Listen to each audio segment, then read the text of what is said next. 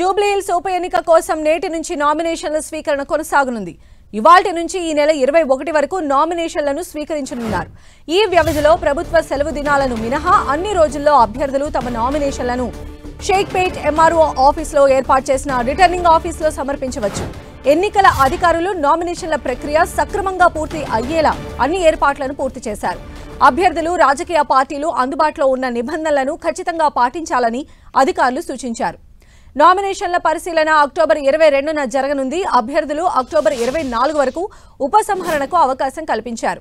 అదే రోజు సాయంత్రం తుది అభ్యర్థుల జాబితాను ప్రకటించనున్నారు. ఉప ఎన్నిక నవంబర్ 11న జరుగుతుంది. కౌంటింగ్ నవంబర్ 14న యూసఫ్గూడలోని కోట్ల విజయభాస్కర్ రెడ్డి స్టేడియంలో నిర్వహిస్తారు. అక్కడే విజేతను ప్రకటిస్తారు. మరిన్ని అప్డేట్స్ మా ప్రతినిధి కరుణాకర్ అందిస్తారు. కరుణాకర్, సంబంధించిన నోటిఫికేషన్ జారీ అవుతుంది. ఈ రోజు నుంచే నామినేషన్ల ప్రక్రియ కూడా ప్రారంభమవుతుంది. మనం చూస్తున్నాం, ఇప్పటికే షెడ్యూల్ విడుదలైంది. ఈ నెల 21 వరకు నామినేషన్లు దాఖలు చేసుకునేందుకు ఎన్నికల సంఘం అవకాశం ఇచ్చింది. అంటే 2 రోజులు మధ్యలో సెలవులు వస్తున్నాయి. 19 ఆదివారం, 20వ తారీఖు దీపావళి వస్తుంది కాబట్టి 2 రోజులు మినహా మొత్తం 7 పని దినాల పాటు నామినేషన్లు దాఖలుకు ఎన్నికల సంఘం అవకాశం కల్పించింది. 21 వరకు నామినేషన్ల ప్రక్రియ కొనసాగుతుంది. 22న దాఖలైన నామినేషన్ల పరిశీలన ఉంటుంది. 24 వరకు నామినేషన్ల ఉపసంహరణకు అవకాశం ఇచ్చింది ఈసీ.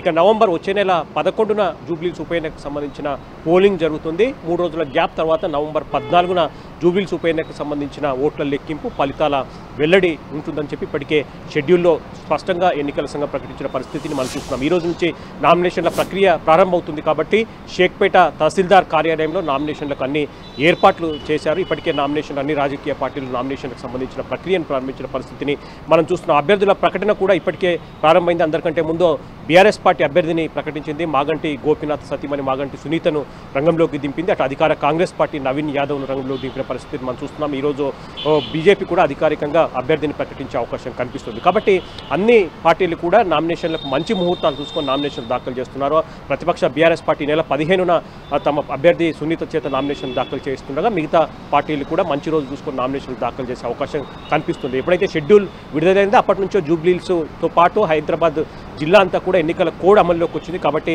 ఎన్నికల కోడ్ను కూడా ఎన్నికల సంఘం ఈసారి సీరియస్గా చాలా గట్టిగా అమలు చేస్తున్న పరిస్థితిని మనం చూస్తున్నాం. కాబట్టి ఈరోజు మరి కాసేపట్లో నోటిఫికేషన్ విడుదలైన తర్వాత 10 గంటల నుంచి నామినేషన్ల ప్రక్రియ ప్రారంభమవుతున్న పరిస్థితిని మనం చూస్తున్నాం. అయితే ఎవరైనా ఇండిపెండెంట్ అభ్యర్థులు కూడా బరిలో దిగే అవకాశాలు ఎంతవరకు ఉన్నాయి?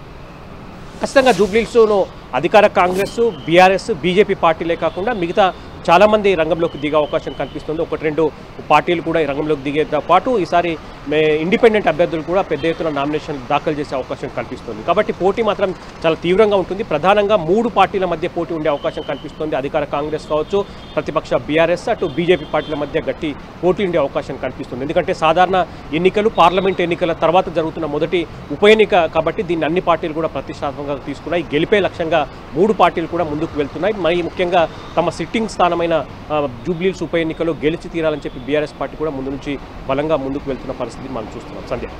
రైట్ కర్ణాకర్.